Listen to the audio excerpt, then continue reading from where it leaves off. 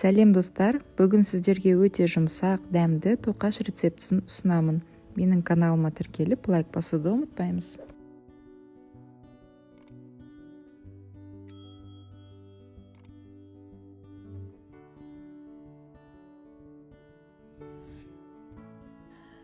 Термомикс чашасына 250 мл сүт, 1,5 шай қасық ашытқы, 1 шай қасық қант салып, 2 минут 37 градус бірінші жылдамдықта жылытып аламыз.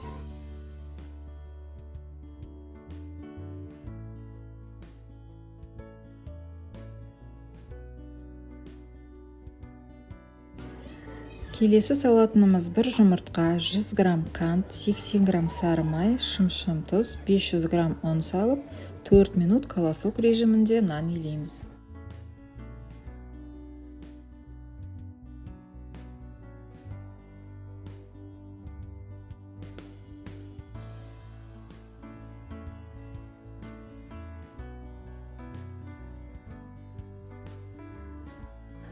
Алдын ала майланған ыдысқа қамырды салып, бетін жауып, 1 сағатқа жылы жерге қойып қоямыз. Қамыр көтерілген соң видеодағындай кесіп, дөңгелектерге бөлеміз.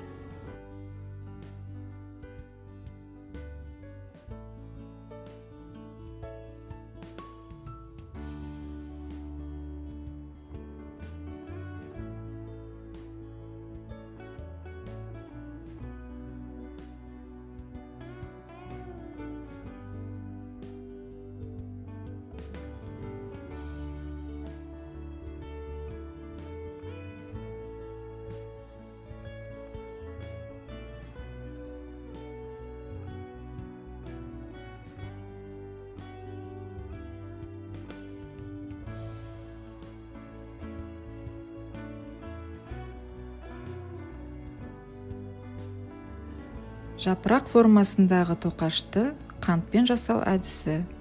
Дөңгелекті оқтаумен жазып, сары май жағамыз, қант сеуіп, көрсетілгендей жасаймыз.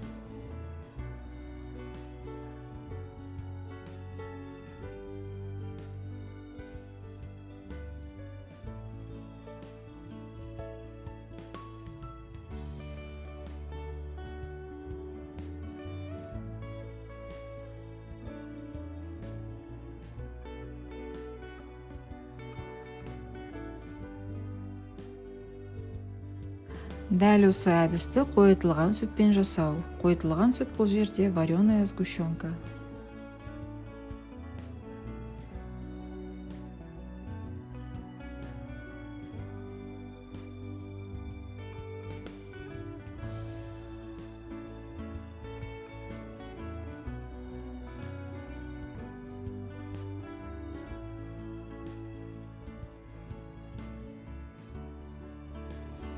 Жүрекше формасын жасау әдісі. Дөңгелекті оқтаумен жазып, сары май жағамыз, қант себеміз.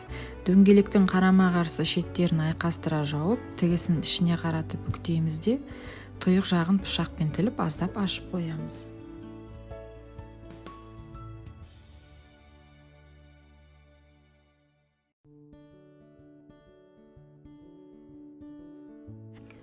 Келесі әдіс бұрау әдісі деп аталады. Орысша айтқанда жгут. Осылай бұрау арқылы әртүрлі формаға келтіріп тоқашты жасай береміз. Дайындалу барысында тоқаштардың бетін міндетті түрде сүлгімен жауып қоямыз.